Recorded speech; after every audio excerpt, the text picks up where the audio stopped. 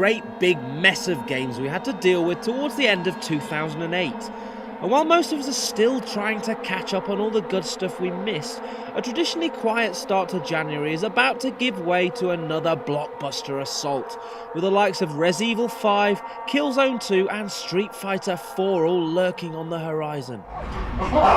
But as far as Warner Bros. Is concerned, F.E.A.R. 2 Project Origin, the long-awaited sequel to Monolith's paranormal horror shooter, can lay claim to one accolade. It's not only Warner's first big release of the year, but it's the industry's as well. Fighting talk if ever we heard it, but the publisher reckons it has good reason to be confident about F.E.A.R. 2's prospects, and that's down to the success of the unsettling original. Or the evil that you don't know. F.E.A.R. First Encounter Assault Recon first released on PC in October 2005. It's impressed with its blend of frenzied FPS action, creative gameplay and technical prowess, especially its clever slow-mo, all wrapped up in a blood-stained cloak of terror inspired by Asian horror films like The Ring. We gave it 9 out of 10, stating, "Ultimately, this isn't a game of specific set pieces, it's a game about making your own." A year later, the game finally arrived on 360 and PS3, courtesy of Day One Studios, and had lost none of its visceral impact over the previous 12 months. It was another 9 out of 10 from us, calling it the best next-gen console FPS so far. It wasn't perfect. Complaints were levelled at the bland environments and weak storytelling.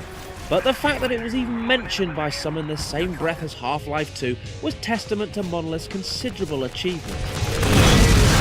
Since the initial acclaim, we've had 2 decent PC expansions, Extraction Point and Perseus Mandate, which were thrown together as F.E.A.R. files on 360. But by the end of 2007, as Kristen cautioned in his review, there are only so many times developers can pull the same tricks off and expect to keep people's attention. Quite so. Which brings us neatly onto F.E.A.R. 2.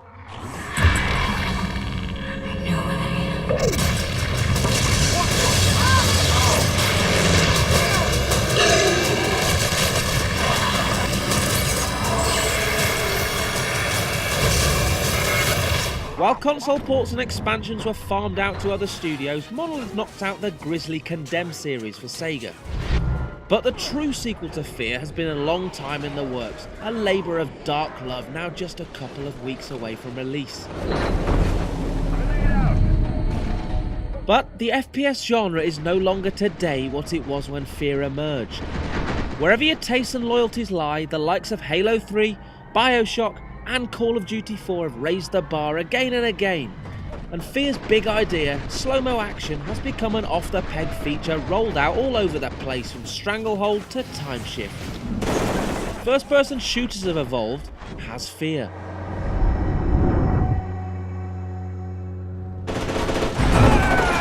So, just ahead of the full review, we thought we'd bring you a look inside the disturbing innards of the finished article.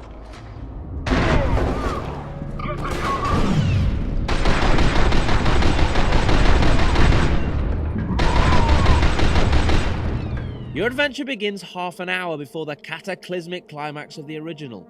Where Pointman led the charge in F.E.A.R. 1, F.E.A.R. 2's protagonist is Michael Beckett, a Delta Force operative tasked with handling the aftermath of the disastrous paranormal explosion at the end of the original game, caused by the haunting, psychic, and just all-round pissed-off Alma. Yes, she's back. But acknowledging the crazy little girl act has run its course, Alma returns older and seething with even greater psychic rage. You know, the kind that melts flesh.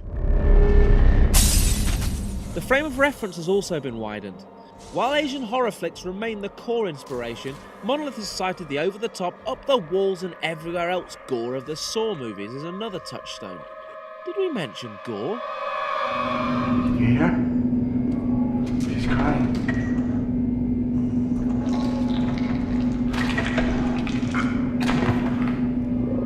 F.E.A.R.'s time control gameplay may no longer hold the novelty it once did, but it returns as a fundamental weapon in your arsenal, and one that's certain to save your arse when death looms.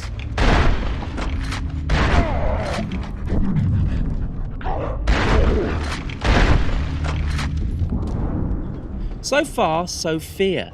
But there is of course one major new feature you've probably heard about that changes the dynamic of the game and temporarily tips the odds back in your favour.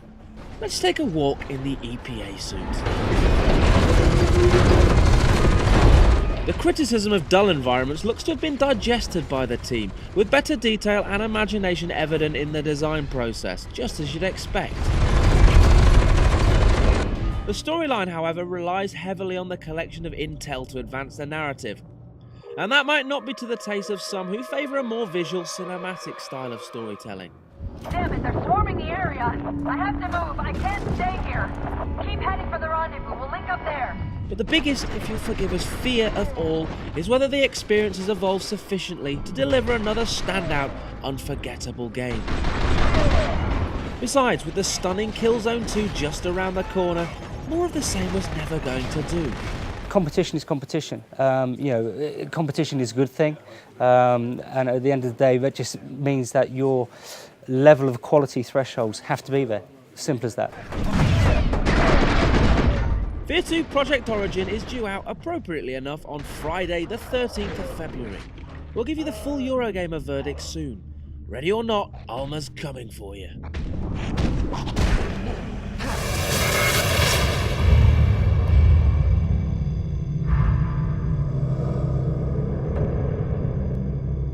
You have a date with Destiny, Sergeant Beckett.